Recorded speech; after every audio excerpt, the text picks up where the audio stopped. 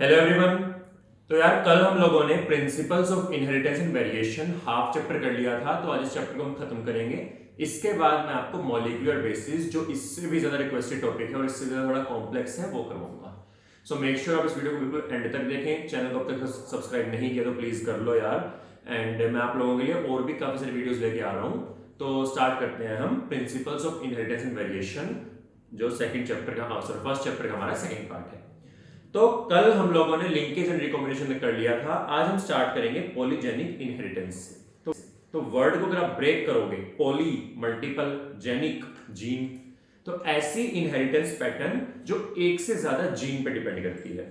तो अगर ऐसा कोई भी पैटर्न है जो एक से ज्यादा जीन पे डिपेंड करता है, उसको बोलते हैं पॉलीजेनिक इनहेरिटेंस। इसका क्लासिकल एग्जांपल है ह्यूमन हाइट या ह्यूमन स्किन कलर। तो इसमें क्या होता है कि एक जीन की जगह मल्टीपल जीन्स अफेक्ट जो है वो शो कर रहे हैं, तो इसकी वजह से एक वेरिएशन आती है। भाई अगर ह्यूमन एक 2 फीट का है, 2.5 फीट का है, 3, 4, 5, 6, 7, 8 मल्टीपल वेरिएशन है। क्यों? क्योंकि जो हाइट है वो एक जीन कंट्रोल नहीं कर रहा है कि ये तो सिर्फ टॉल होगा या ड्वार्फ होगा, नहीं, एक से ज्यादा जीन कंट्रोल कर रहे हैं। ऊपर से एनवायरमेंट का भी इंफ्लुएंस होता है। अगर हाइट का मैं एग्जांपल लें, हाइट में क्या डाइट मिली है बेबी को, कितना फिजिकल एक्सरसाइज है, पूरा जो ग्रोथ पीरियड था उसमें कैसा उसका हेल्थ रही है, ये सब चीजें भी बहुत डिपेंड करती हैं। दूसरा स्किन कलर। स्किन कलर भी एक से ज्यादा जीन डिफाइन करते हैं, कंट्रोल करते हैं। और एनवायरमेंट का, सन एक्सपोजर कितना है, उसका भी असर होता है। तो मैंने एग्जांपल दिया हुआ है कि अगर हम एज्यूम करें कि human skin colour 3 gene control करते हैं, A B and C, and हर एक के दो दो अलील है। So A small A capital B small B and capital C small C. तो इसमें क्या है कि हर एक अलील का एडिटिव इफेक्ट होगा। एडिटिव इफेक्ट मतलब है कि जितने ज्यादा डोमिनेंट अलील बढ़ते चले जाएंगे, उतना ही ज्यादा स्किन कलर डार्क होता चला जाएगा। तो अगर हम बात करें, डार्केस्ट स्किन कलर क्या होगा? जब सारे के सारे डोमिनेंट हो। तो अगर capital A, B B and capital C, ये होगा सबसे डार्केस्ट। एंड सबसे लाइटेस्ट कौन सा होगा? सबसे फेयरेस्ट। सारे स्मॉल हो, small A small B and small C, यानी सारे रिसेसिव एलील्स हो। तो ऐसे केस में पूरा वेरिएशन मिलेगा आपको। 6 dominant, 5 dominant, 4 dominant, 3 dominant, 2 dominant, 1 dominant, 0 dominant, ये 7 कैटेगरीज मिलेंगी आपको अगर एक पॉलीजेनिक इनहेरिटेंस 3 जीन से कंट्रोल हो रहा है तो। ठीक है, चलो नेक्स्ट एग्जांपल दिया उन्होंने प्लियोट्रोपी का। प्लियोट्रोपी क्या होती है? अब उल्टा है। अब इसमें एक ही जीन मल्टीपल फैक्टर्स को कंट्रोल कर रहा है। जैसे हमने देखा था ना, स्टार्च का जो ग्रेन का साइज था और शेप था, वो एक ही जीन कंट्रोल कर रहा था। सिमिलर इफेक्ट को बोलते हैं प्लियोट्रोपी, जब एक single gene multiple phenotypic expression को कंट्रोल करता है। ऐसे एग्जांपल दिया हुआ एनसीईआरटी ने, डिजीज होता है फिनाइलकेटोन्यूरिया। इसमें क्या होता है? एक जीन है जो एंजाइम फिनाइल एलानिन हाइड्रोक्सिलेज को कोड करता है। तो इसमें म्यूटेशन हो जाए तो ये एंजाइम इनएक्टिव हो जाता है। तो इस केस में जीन एक ही खराब हुआ है, लेकिन मैनिफेस्टेशन, फिजिकल मैनिफेस्टेशन, उसकी जो फिनोटाइप है वो काफी तरीके से बिगड़ जाता है। क्या क्या होता है?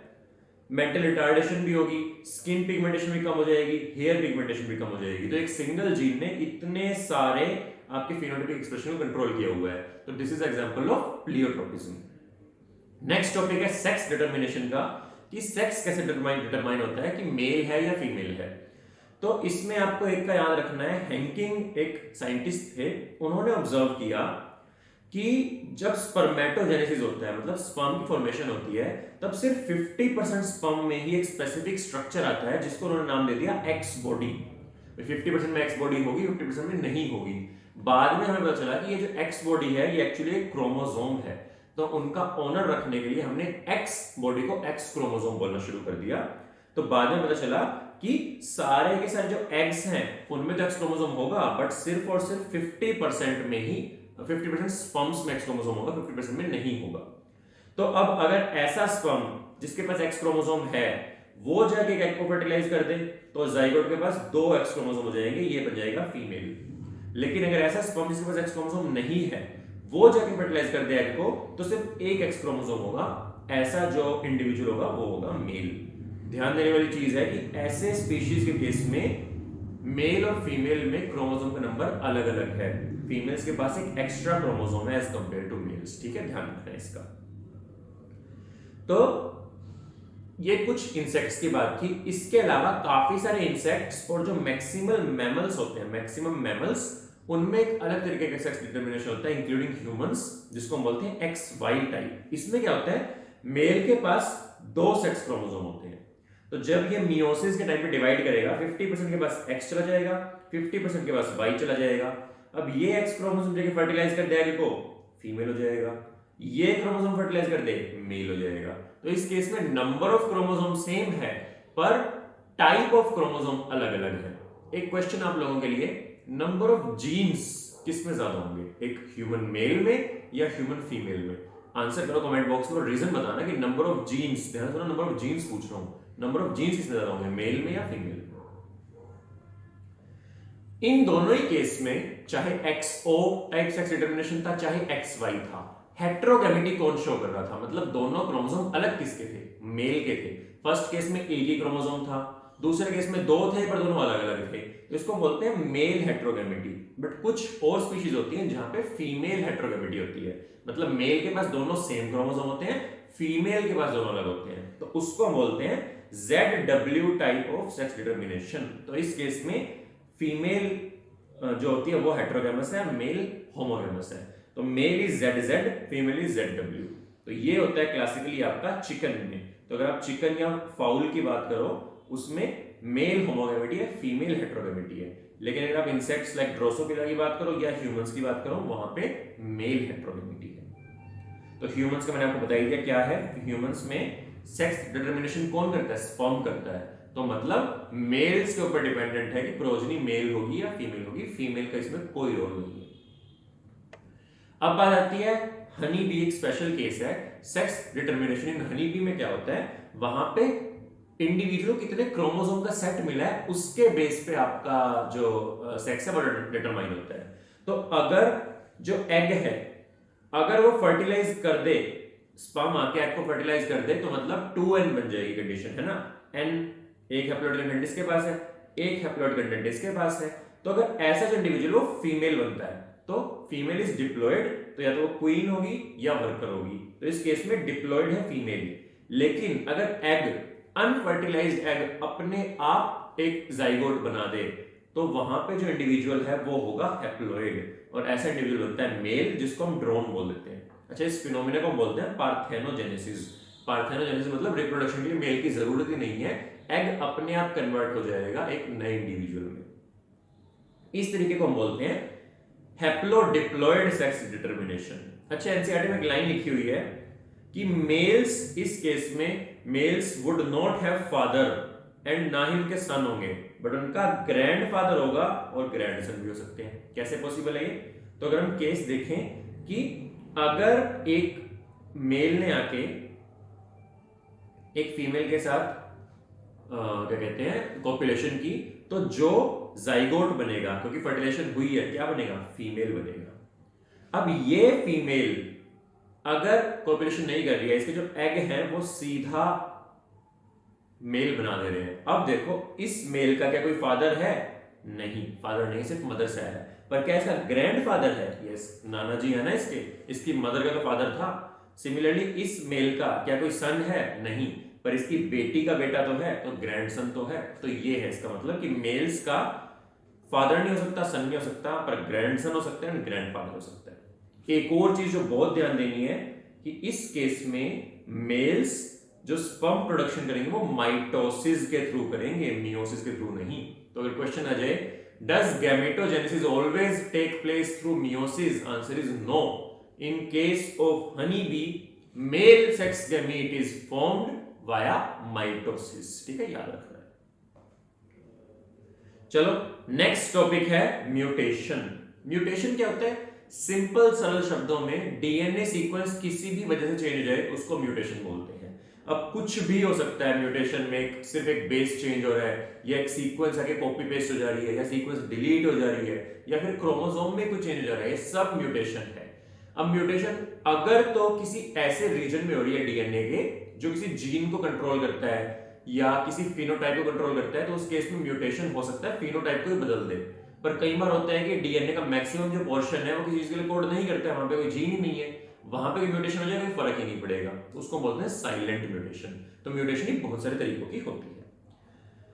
अब अगर म्यूटेशन हो रही है लॉस, मतलब डिलीशन हो रही है सेगमेंट का, या गेन हो रहा है, भाई कोई सेगमेंट डुप्लीकेट हो रहा है, तो इस केस में क्या होगा, क्रोमोसोम ही ऑल्टर हो जाएगा, भाई क्रोमोसोम छोटा हो जाएगा या बड़ा हो जाएगा। तो उस केस में जो जीन्स क्रोमोसोम पे लोकेटेड है वहां पे भी ऑल्टरेशन हो सकती है, उसकी वजह से कुछ एबनॉर्मेलिटीज आ सकती हैं। और ऐसे ही chromosomal aberrations are very common in cancer cells. Cancer cells में क्रोमोसोम एबरेशन एबनॉर्मेलिटी बेसिकली काफी कॉमन है। अब म्यूटेशन किस किस वजह से हो सकती है, एक सिंगल बेस पेयर चेंज हो जाए, भाई आपका एक सीक्वेंस है AGCTTA, अब सिर्फ ये T की जगह A आ जाए, एक सिंगल बेस चेंज हुआ है, तो इसको हम बोलते हैं सिंगल बेस पेयर म्यूटेशन या फिर पॉइंट म्यूटेशन। और सर क्लासिकल एग्जांपल है सिकल सेल अनीमिया। तो सिकल सेल अनीमिया आगे पढ़ाऊंगा बहुत डिटेल में। इसके बाद अगर बेस पेयर डिलीट हो जा रहा है या इंसर्ट हो रहा है तो उसको बोलते हैं frame shift mutation. Frame shift मतलब ट्रांसलेशन के टाइम पे जो रीडिंग फ्रेम है वो शिफ्ट हो जाता है, तो उसके लिए आपको मॉलिक्यूलर बेसिस थोड़ा पता होना चाहिए, मैं आपको कराऊंगा कल या परसों में, तो आपको वहां पे बहुत अच्छे से क्लियर होगा। अब म्यूटेशन किसकी वजह से होती है, उसको बोलते हैं म्यूटेशन जनरेटिंग फैक्टर्स या फिर म्यूटाजेंस। म्यूटेशन जनरेटिंग, ठीक है, कुछ भी हो सकता है, केमिकल, फिजिकल, रेडियोलॉजिकल, कुछ भी हो सकता है। एक एग्जांपल दिया हुआ यूवी रेडिएशन का। नेक्स्ट टॉपिक है जो लास्ट टॉपिक इस चैप्टर का, वो है जेनेटिक डिसऑर्डर्स। जेनेटिक डिसऑर्डर से पहले आपको पेडिग्री एनालिसिस पता होना चाहिए। पेडिग्री एनालिसिस बहुत हाईली रिक्वेस्टेड टॉपिक था, मैंने काफी वीडियो से कमेंट्स में बच्चों ने रिक्वेस्ट की थी कि पेडिग्री एनालिसिस को ध्यान से करवाओ, तो इसको सुनो अच्छे से।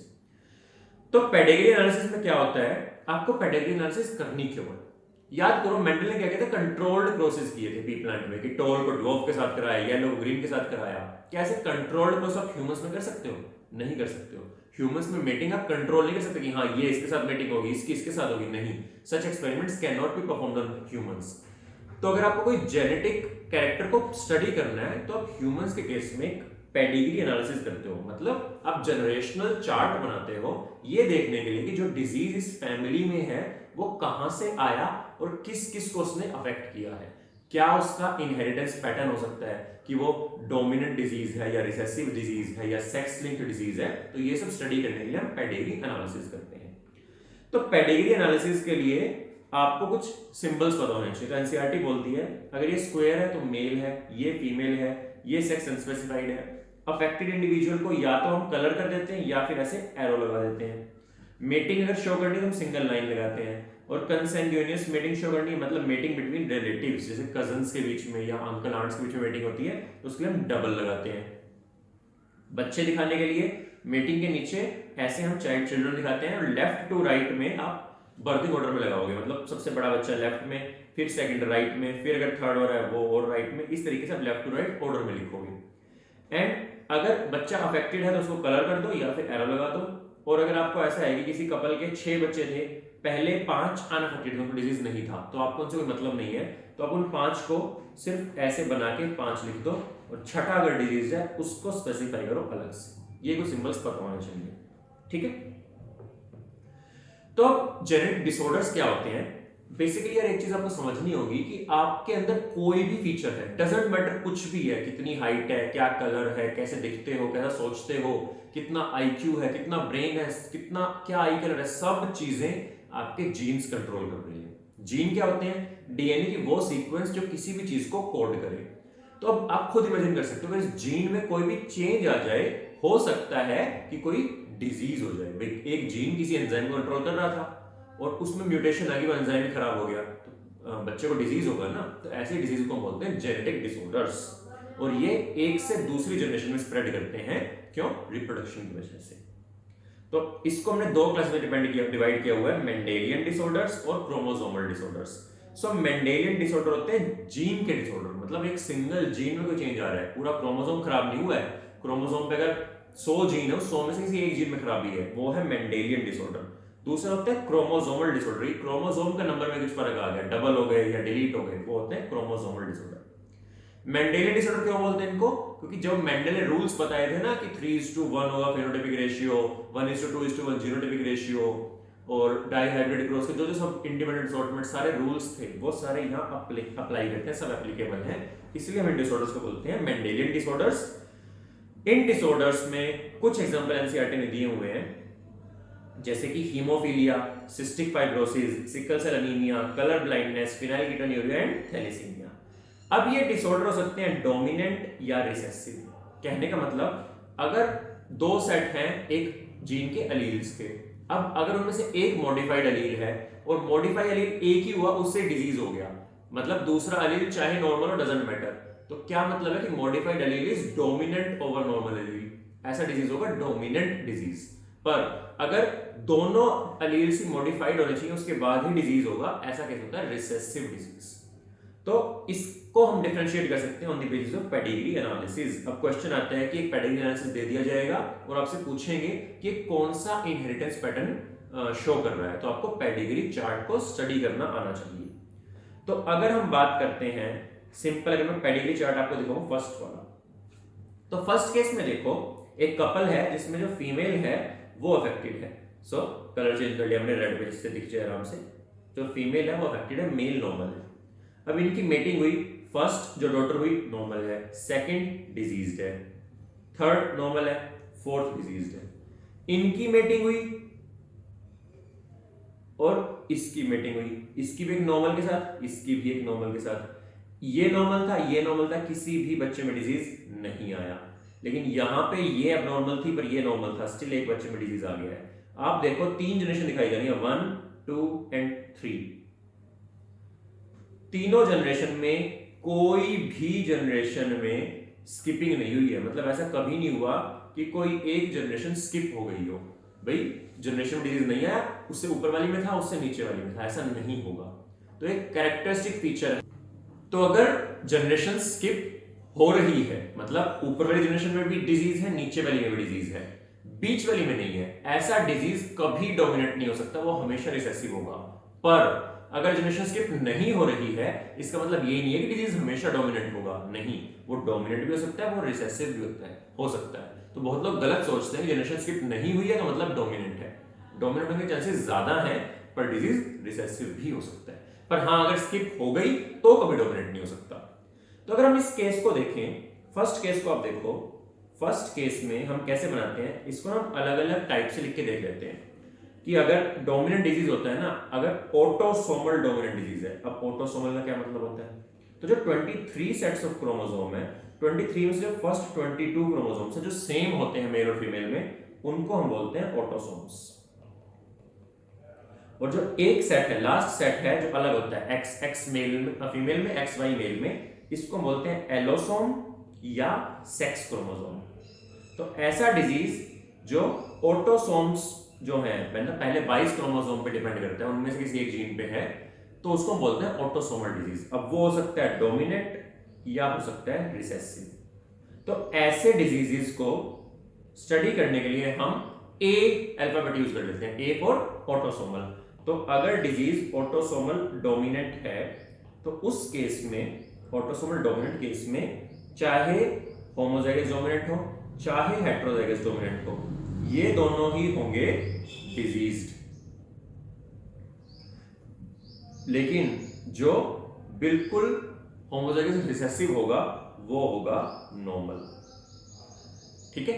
और अगर हम बात करें, ये बात इसकी ऑटोसोमल डोमिनेंट की है, अगर हम बात कर रहे हैं ऑटोसोमल रिसेसिव की, उस केस में चाहे ये हो चाहे ये हो, दोनों होंगे नॉर्मल, लेकिन सिर्फ होमोजाइगस रिसेसिव होगा डिजीज्ड। तो अब हम लगा के देखते हैं फर्स्ट वाले में। अब इसको कुछ भी मान लो आप, इसको हम पहले मानते हैं ऑटोसोमल डोमिनेंट। तो अगर ये है, अब ये क्या क्या हो सकता है, डिजीज है ये भी हो सकता है, ये भी हो सकता है, और दूसरा वाला पक्का पक्का ये होगा। क्यों? क्योंकि नॉर्मल सिर्फ यही होता है। अब समझो अगर ये पेरेंट होमोजाइगस डोमिनेंट होता तो इसके सारे बच्चों में एटलीस्ट एक क्रोमोसोम आता जिसमें डिजीज होता, तो सारे बच्चे डिजीज होने चाहिए थे। पर यहाँ जो इंडिविजुअल्स हैं वो 50% तो आपके नॉर्मल हैं और 50% डिजीज्ड हैं, है ना। और अगर हम लें इस केस में, जो दूसरा इसकी मैरिज हुई है वो नॉर्मल के साथ हुई है, तो बिल्कुल सही है। कुछ लोग डोमिनेंट होंगे, कुछ लोग नॉर्मल होंगे, कुछ लोग डिजीज्ड होंगे, बिल्कुल सेट बैठ रहा है। लेकिन अब आपको तो पता है कि एनसीईआरटी ने चीज दे दी है कि ये ऑटोसोमल डोमिनेंट है, पर एग्जाम में थोड़ी ना पता होगा। तो इसको अब हम ऑटोसोमल रिसेसिव लेके देखते हैं, ट्राई करते हैं रिसेसिव बनाने।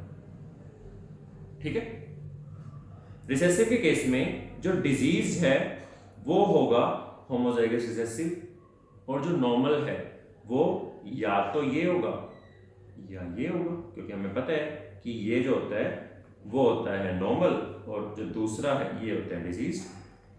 अब इमेजिन करो अगर ये होमोजाइगस डोमिनेंट होता तो इस केस में एटलीस्ट एक नॉर्मल अलील जाता सब बच्चों में, तो सब बच्चे नॉर्मल होते हैं, लेकिन इस केस में भी 2 बच्चे डिजीज्ड हैं, मतलब ये हेट्रोजाइगस रहा होगा, ये बच्चे रहे होंगे हेट्रोजाइगस, ये बेचारे बदकिस्मत रहे होंगे होमोजाइगस। अब अगले वाला जो बच्चा, अगले वाला जो इंसान है जिससे शादी हुई है वो भी नॉर्मल है, तो या तो ये होता या फिर ये होता।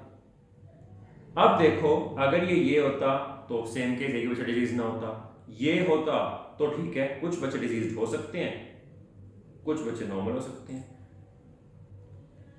अब इस केस में देखो आपका बनने को ये भी बन रहा है पेडिग्री एनालिसिस, अगर हम इसको बनाएं ये भी पेडिग्री एनालिसिस नॉर्मल बन रहा है, तो फिर आप किसको मानोगे, ऑटोसोमल डोमिनेंट मानोगे या ऑटोसोमल रिसेसिव मानोगे। तो ये बात आज आपको यही ध्यान रखनी होगी कि पेडिग्री एनालिसिस में कभी भी आप श्योर नहीं होते हो, बहुत रेयर होता है कि आप श्योरली बता सको कि हाँ ये पक्का यही रहा होगा। चांसेस होते हैं मल्टीपल इनहेरिटेंस पैटर्न होने के कि हाँ ये भी हो सकता है, वो भी हो सकता है, मे बी ये भी हो सकता है। तो आपको ध्यान रखना होता है कि सबसे ज्यादा प्रोबेबिलिटी किस चीज की है, कि कौन सी चीज है जो हाईली प्रोबेबल है कि ये रहा होगा। तो जब हमने डोमिनेंट की बात की थी, डोमिनेंट में बहुत इजीली हो रहा था कि डोमिनेंट में आपको जो सिर्फ एक पेरेंट अगर ये होता उससे आगे सारा कुछ एक्सप्लेन हो रहा था, पर रिसेसिव के केस में अगर आपको इसको डिजीज करना है तो जो आपका ये वाला डिजीज्ड इंडिविजुअल है उसकी मैरिज भी एक ऐसे इंडिविजुअल से हो जो एटलीस्ट एक कैरियर हो, जिसमें भी एटलीस्ट एक डिजीज्ड जीन हो या डिजीज्ड अलील हो। बहुत रेयर होता है, जेनेटिक डिसऑर्डर्स काफी रेयर हैं, एक फैमिली में रन करते हैं। ऐसे ही एक इंडिविजुअल का ऐसे इंडिविजुअल शादी करना जिसके अंदर भी वही डिजीज हो या वही अलील हो बहुत रेयर है, एक्सट्रीमली रेयर है। तो अगर ये ऑटोसोमल रिसेसिव होगा तो इसके लिए इसको डिजीज होना पड़ेगा, और दूसरे जो इससे बिल्कुल अनरिलेटेड है, इसकी फैमिली का नहीं है, वो कंसैंग्यूइनियस मैरिज नहीं है इसमें, इसको भी लेकिन कैरियर होना पड़ेगा एटलीस्ट, तब जाके ये डिजीज होगा। तो उसकी प्रोबेबिलिटी काफी कम है।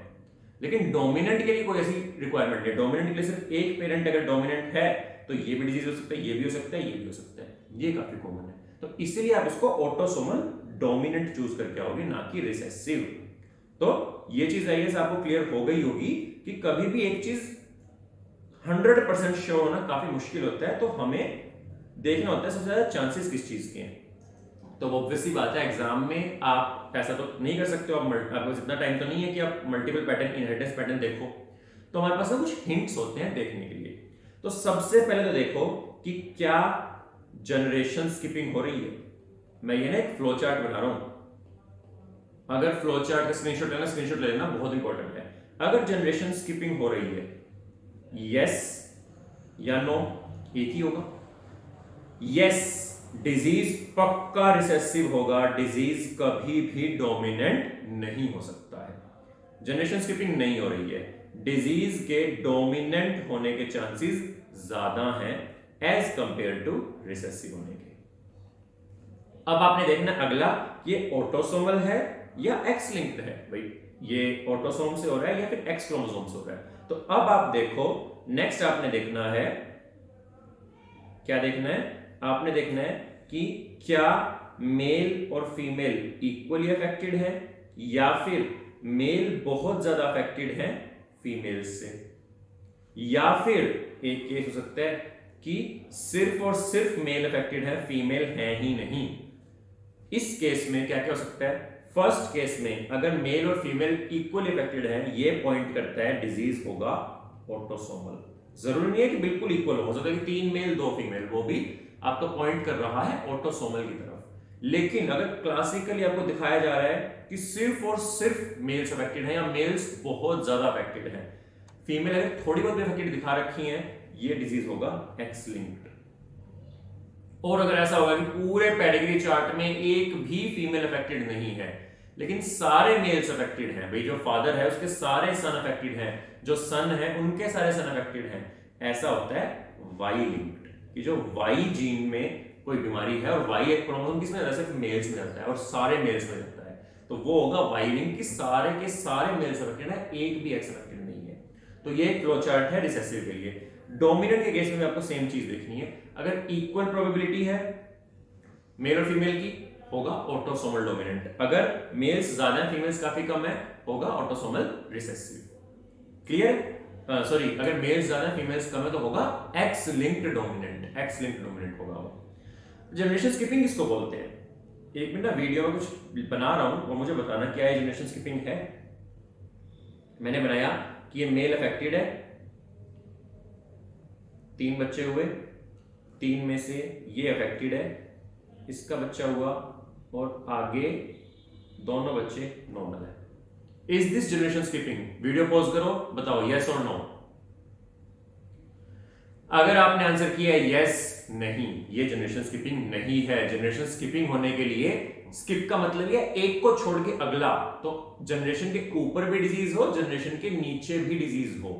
This is not generation skipping. क्यों? क्योंकि इसके नीचे वाली जनरेशन या तो अब तक आई ही नहीं है, या अगर आई है तो आपको उसके बारे में पता नहीं है, तो इसको आप जनरेशन स्किपिंग नहीं बोल सकते हो।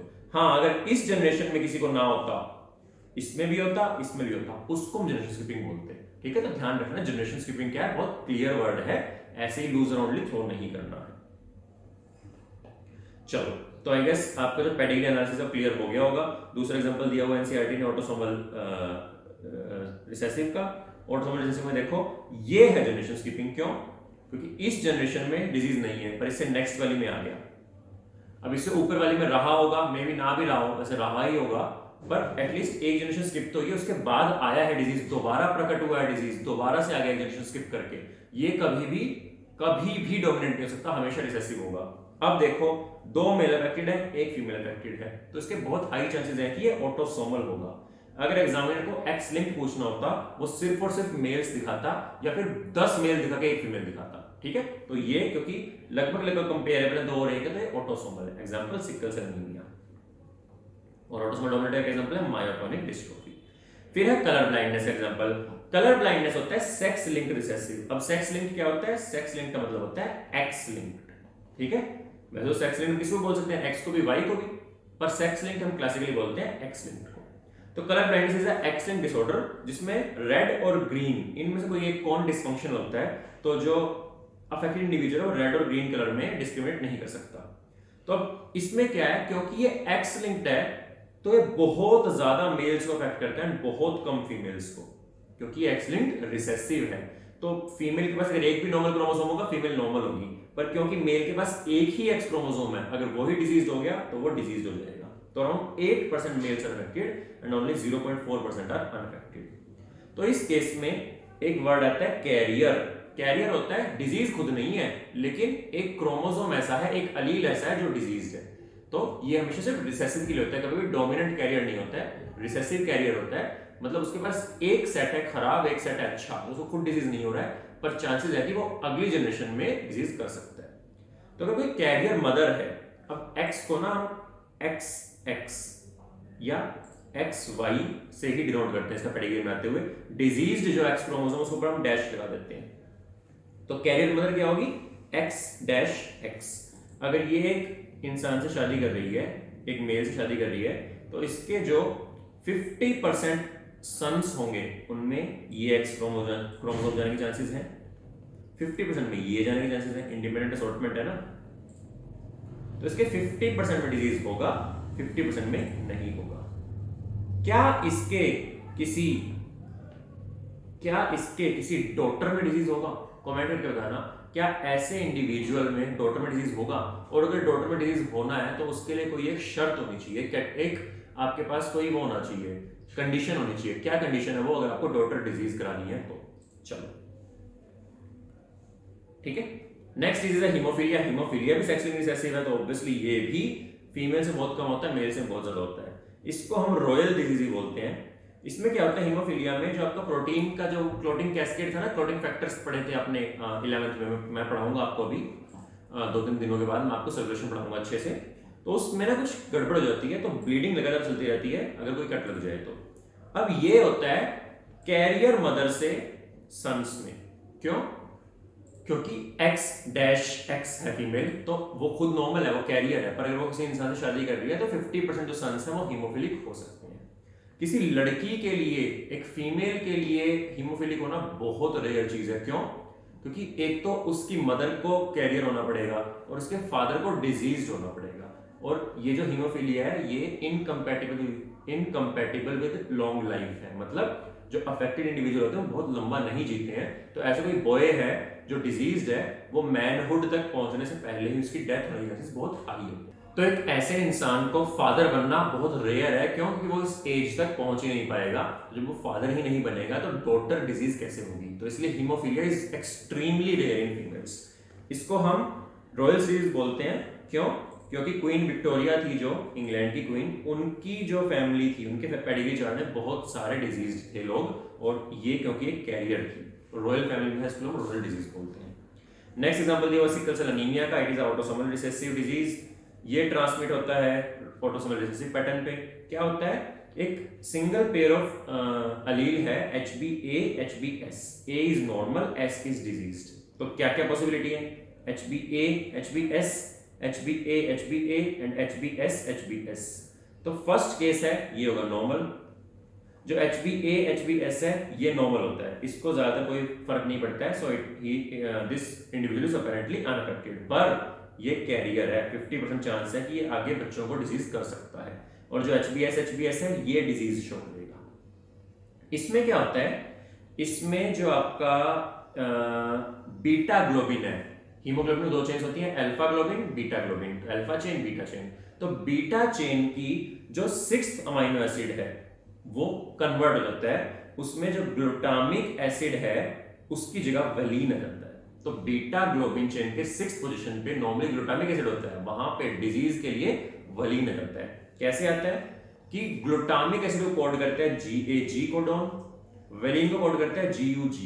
तो अगर ये A U में कन्वर्ट हो जाए तो GAG से GUG बन जाएगा और ग्लूटामिक एसिड से वैलीन बन जाएगा।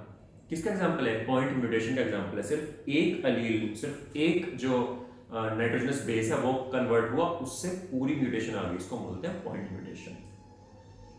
क्या होता है? तो इस केस में क्या होगा? जो म्यूटेंट हीमोग्लोबिन मॉलिक्यूल है, मतलब इसमें ग्लूटामिक एसिड की जगह वलीन है, वो पॉलीमराइज कर जाता है जब ऑक्सीजन बॉडी में कम हो, एटमॉस्फेयर में कम हो गई है या बॉडी की रिक्वायरमेंट बढ़ गई है, किसी भी कारण से अगर बॉडी में ऑक्सीजन कम हो जाएगी तो ये पॉलीमराइज कर जाता है, आपस में चिपक जाता है और ये आरबीसी की शेप को कन्वर्ट कर देता है नॉर्मल बाइकॉन्केव से सिकल लाइक स्ट्रक्चर में। और ये काफी ज्यादा एक लाइक डिजीज कंडीशन में काफी पेनफुल कंडीशन है। ये जो सिकल लाइक आरबीसी जाके वेन्स को, कैपिलरीज को ब्लॉक कर देते हैं, जिससे काफी ज्यादा पेन होता है। ठीक है, नेक्स्ट डिजीज जो एनसीईआरटी ने दिया हुआ है वो दिया हुआ है फिनाइलकेटोन्यूरिया। फिनाइलकेटोन्यूरिया मैंने पहले पढ़ा चुका हूं मैं आपको। इनबोर्न एरर ऑफ मेटाबॉलिज्म है ये, मतलब बाय बर्थ किसी बच्चे में कोई ऐसा जीन म्यूटेटेड है जिसकी वजह से कोई एंजाइम एब्सेंट है, उसका मेटाबॉलिज्म नॉर्मली नहीं हो पा रहा है। मैं आपको पढ़ा ही चुका हूं क्या था, फिनाइल एलानिन हाइड्रोक्सिलेज एंजाइम होता है, वो इसमें म्यूटेटेड होता है, उसका जीन म्यूटेटेड होता है।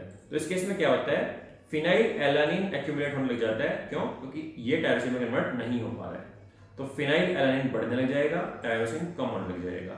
अब ये फिनाइल एलानिन कन्वर्ट हो जाता है फिनाइल पायरुविक एसिड में और इसके अदर डेरिवेटिव्स में, और ये जाके ब्रेन में क्या कहते हैं एक्यूमुलेट होने लग जाता है, जिस वजह से मेंटल रिटार्डेशन होती है और ये यूरिन के थ्रू एक्सक्रीट होता है। तो ऐसा जो डिजीज इंडिविजुअल है उसका यूरिन बहुत डार्क कलर होता है। नेक्स्ट डिजीज है thalassaemia. Thalassaemia is a autosomal recessive disorder. इसमें या तो म्यूटेशन होती है या डिलीशन होती है, जिसकी वजह से या तो अल्फा चेन या बीटा चेन कम हो जाती है नंबर में। तो अब क्या होगा, अल्फा और बीटा नॉर्मली इक्वल होनी चाहिए, 2 अल्फा 2 बीटा। अगर अल्फा कम हो या बीटा कम हो तो मिसमैच होता है, तो नॉर्मल हीमोग्लोबिन नहीं बन पाता, एबनॉर्मल हीमोग्लोबिन बनता है। तो 2 तरीके का थैलेसीमिया होता है obviously, alpha thalassaemia, beta thalassaemia. Alpha में अल्फा चेन नहीं बन रही, बीटा में बीटा चेन नहीं बन रही। अब अल्फा चेन जो है उसको 2 जीन कंट्रोल करते हैं। कौन? HbA1 HbA2। ये होते हैं 16th क्रोमोसोम पे, chromosome number 16 of each parent. So 2 gene होंगे मदर के पास, 2 जीन होंगे फादर के पास। सो 4 एलील मदर के पास, 4 एलील फादर के पास। अब एनसीईआरटी ने इसको जीन लिखा हुआ है, मुझे पता है गलत है, यहाँ पे अलील होना चाहिए था, पर एनसीईआरटी ने जीन लिख दिया तो इसलिए मैंने जीन लिखा हुआ नोट्स में। तो अगर इन 4 में से एक म्यूटेटेड हो, 2 म्यूटेटेड हो, 3 म्यूटेटेड हो, 4 म्यूटेटेड हो, तो डिजीज की सीवियरिटी बढ़ती चली जाएगी। अगर 1 या 2 म्यूटेटेड है, ठीक ठाक जीन होगा, 3 या 4 है, बहुत सीवियर डिजीज होगा। और जो बीटा चेन है उसको कंट्रोल सिर्फ एक सिंगल जीन करता है, HBB, वो होता है क्रोमोसोम 11 में। तो इसके सिर्फ 2 ही एलील होंगे, तो उन 2 में से अगर एक अफेक्टेड है, ठीक ठाक डिजीज होगा, दोनों अफेक्टेड है, बहुत सीवियर डिजीज होगा। तो ये क्वांटिटेटिव डिसऑर्डर है कि अल्फा और बीटा की क्वांटिटी ढंग से नहीं बन पा रही है। Sickle cell anaemia was a qualitative disorder, क्यों कि वहां पे बन तो नॉर्मल रहा था पर उसकी क्वालिटी खराब थी। लास्ट टॉपिक है क्रोमोसोमल डिसऑर्डर। इस केस में क्या होता है, क्रोमोसोम ही गड़बड़ है, या तो कोई एक से ज्यादा क्रोमोसोम, एक या एक से ज्यादा क्रोमोसोम डिलीट हो गए या डुप्लीकेट हो गए। ये यूजुअली होता है जब सेल साइकिल में जब क्रोमोसोम को सेग्रीगेट होना होता है कि एक इधर जाएगा एक इधर जाएगा, ये ना हो पाए, तो ये दोनों किसी एक में चले गए। आप इमेजिन कर सकते हो 2 गैमीट बन रहे हैं, एक में एक जाना चाहिए था, दूसरे में दूसरा जाना चाहिए था। अब इमेजिन करो दोनों एक में चले गए हैं, ऐसे गैमीट की फर्टिलाइजेशन हो जाए, 3 क्रोमोसोम होंगे टोटल, 2 इसके और एक जो स्पर्म आएगा या जो ओवम होगा। अगर दूसरा जिसमें एक भी नहीं है उसकी फर्टिलाइजेशन हो जाए तो सिर्फ एक क्रोमोसोम बचेगा, तो इधर होगी एडिशन, इधर होगी डिलीशन। तो ऐसे बहुत सारे डिजीज होते हैं, उनमें से एक एग्जांपल है डाउन सिंड्रोम, जिसमें 21 क्रोमोसोम नंबर की 3 कॉपी होती है 2 की जगह। तो डाउन सिंड्रोम काफी कॉमन है। इस केस में क्या होता है, इस केस में डाउन सिंड्रोम दिया हुआ एनसीईआरटी ने कि अफेक्टेड इंडिविजुअल शॉर्ट स्ट्रक्चर्ड होगा, स्मॉल राउंड हेड होगा, उसकी फरोड टंग होगी, पार्शियली ओपन माउथ होगा, पाम बहुत ब्रॉड होगी, एक सिंगल क्रीज होगी जिसको बोलते हैं सीमियन क्रीज, और उसकी रिटार्डेशन होगी physical, psychomotor and mental retardation. तो डायग्राम दिया हुआ है एनसीईआरटी में डाउन सिंड्रोम का। डाउन सिंड्रोम में मैं आपको डायग्राम दिखाऊं, ये देखो, ये है अफेक्टेड इंडिविजुअल, और इसका मैं कैरियोटाइप बताऊं, ये क्या है, ये कैरियोटाइप है। कैरियोटाइप मतलब क्रोमोसोम की स्टडी। तो देखो क्रोमोसोम नंबर 1, 2, 3, ऐसे ही क्रोमोसोम नंबर 21, लेकिन 21 की है 3 कॉपीज। तो ये है डाउन सिंड्रोम। फिर दूसरा सिंड्रोम जो दिखाया हुआ है क्लिनफिल्टर सिंड्रोम। इसमें क्या होता है, इसमें एक एडिशनल एक्स क्रोमोसोम हो जाता है। तो इंडिविजुअल इज 47 क्रोमोसोम के साथ होता है इंडिविजुअल, जिसमें होते हैं 44 प्लस XXY। तो इसके पास एक एक्स्ट्रा एक्स क्रोमोसोम है। तो ओवरऑल तो मैस्कुलिन डेवलपमेंट होती है, दिखने में बिल्कुल मेल की तरह लगेगा, पर इसमें फीमेल फीचर्स आते हैं, जैसे कि गायनेकोमेस्टिया, मतलब ब्रेस्ट डेवलपमेंट स्टार्ट हो जाती है, और ऐसे इंडिविजुअल स्टेराइल होते हैं, ये इंडिविजुअल आगे प्रोजनी नहीं बना सकते हैं। तो ये दिखाया हुआ है, टॉल इंडिविजुअल होगा बट फेमिनाइज कैरेक्टर है, गायनेकोमेस्टिया है ऐसे इंडिविजुअल को। लास्ट डिसऑर्डर दिया हुआ टर्नर सिंड्रोम। इसमें क्या होगा, इसमें एक एक्स क्रोमोसोम कम है, उल्टा है ये। तो 45 टोटल क्रोमोसोम है, 44 प्लस एक्स। सेकंड नील है तो नील को हम O बोल देते हैं, 0 बोल देते हैं। ऐसा इंडिविजुअल क्या होगा, फीमेल तो लगेगा देखने में बट ये भी स्टेराइल होगा, और इसके जो फीमेल कैरेक्टर है वो बहुत मतलब रिटार्डेड होंगे। सो ओवरीज आर रूडिमेंट्री, एंड बाकी जो सेकेंडरी सेक्सुअल कैरेक्टर्स होते हैं नॉर्मल फीमेल के, वो इनमें नहीं होंगे। तो ये है टर्नर सिंड्रोम।